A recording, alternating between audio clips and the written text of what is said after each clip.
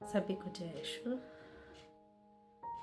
माँ बाप हमारी वो मजबूत छत है जिसके नीचे हम सुरक्षित और मजबूत महसूस करते हैं।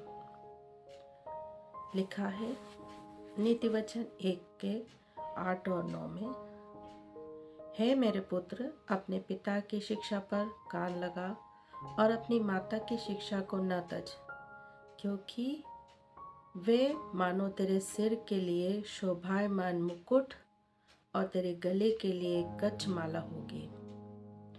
हमारे माँ बाप हमें तब से प्यार करते हैं जब उन्होंने हमें देखा भी नहीं था। उनको नहीं पता था कि हमारी ये संतान बड़ी होकर हमें पूछेगी या नहीं, मगर फिर भी माँ के गर्भ से बस उसकी भलाई के बारे में सोचते हैं।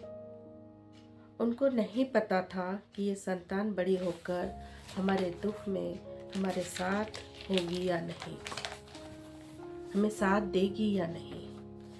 फिर भी माँ बाप संतान के हर दुख में उनके साथ रहते हैं, बल्कि पूरी कोशिश करते हैं कि हमारी संतान को कोई दुख ना हो, कोई दर्द ना हो। दिन रात मेहनत करते हैं।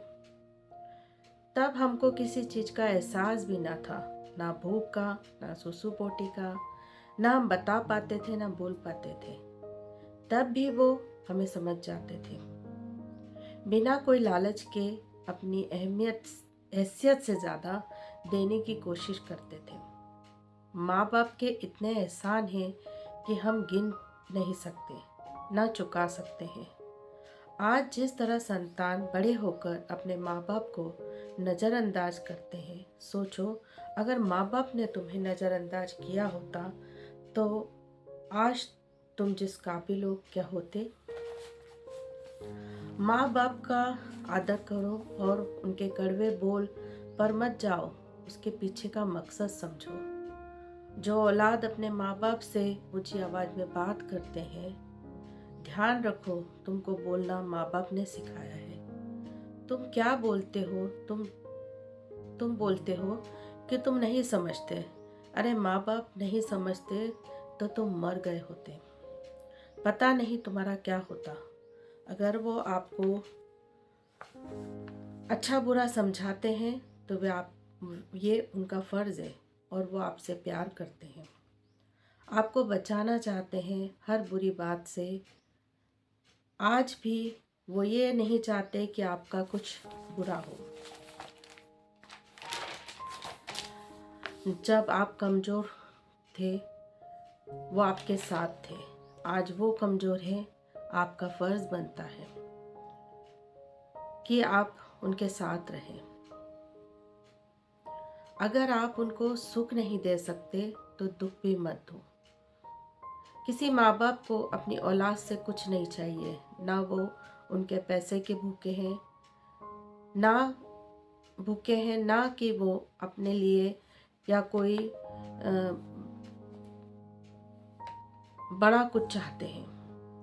वो आपसे चाहते हैं तो सिर्फ इतना कि आप उनकी भावनाओं को समझो और उनकी इज्जत करो। जिस तरह आप उनके साए में खुद को सुरक्षित महसूस करते थे, उसी तरह उनको भी कम से कम सुरक्षित महसूस कराओ। इज्जत करो, बात करो, सुनो उनकी आपसे ज़्यादा ज़िंदगी क्योंकि आपसे ज़्यादा ज़िंदगी के रंग देखे उन्होंने, अच्छे बुरे का ज्ञान है उन्हें। क्योंकि किताबों से नहीं लिया गया है, ये किसी किताब से पढ़ा गया नहीं, बल्कि अपनी ज़िंदगी के उतार चढ़ाव से सीखा है उन्होंने।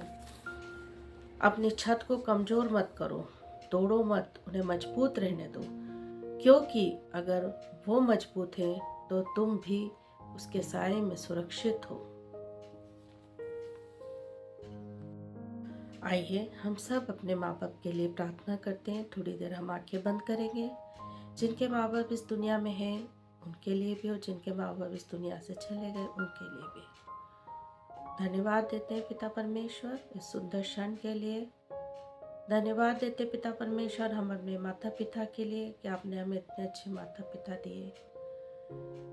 हम आपसे प्रार्थना करते हैं मेरे प्रभु, हमारे माता पिता के लिए जो इस दुनिया से चले गए हैं, उनके लिए भी प्रार्थना करते हैं। प्रभु तू उन्हें अपने साये में रख, अपने स्वर्ग राज्य में प्रवेश पाने दे, उनकी सारी गलतियों को क्षमा कर, उनकी आत्मा को शांति प्रदान कर। और जिनके माँ बाप इस दुनिया में है, हम उन सब के लिए प्रार्थना करते हैं पिता परमेश्वर।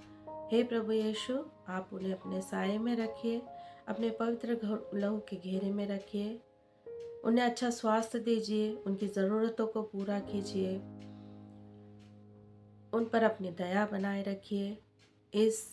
इन क्षणों में जब वो कमज़ोर हो जाते हैं, हे प्रभु आप उनकी ताकत बनिए।